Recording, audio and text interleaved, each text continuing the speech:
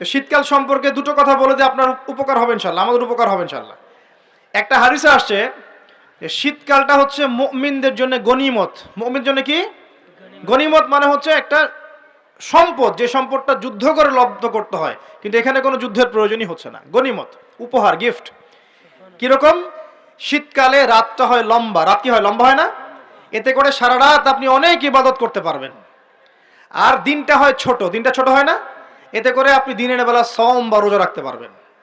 শীতকাল আসলেই সাহাবীরা বলতেন আহলান সাহলান। শীতকালকে বলতেন আহলান সাহলান। শীতকাল তুমি এসেছো, আলহামদুলিল্লাহ। এখন রাত্রেবেলা হে কোরআনওয়ালারা তোমরা উঠে যাও এবং কোরআন তেলাওয়াত করতে থাকো, এবং দিনের বেলা তোমরা সওম পালন করতে থাকো, আলহামদুলিল্লাহ। তো শীতের রাতটা কাজে লাগাতে পারি না আমরা?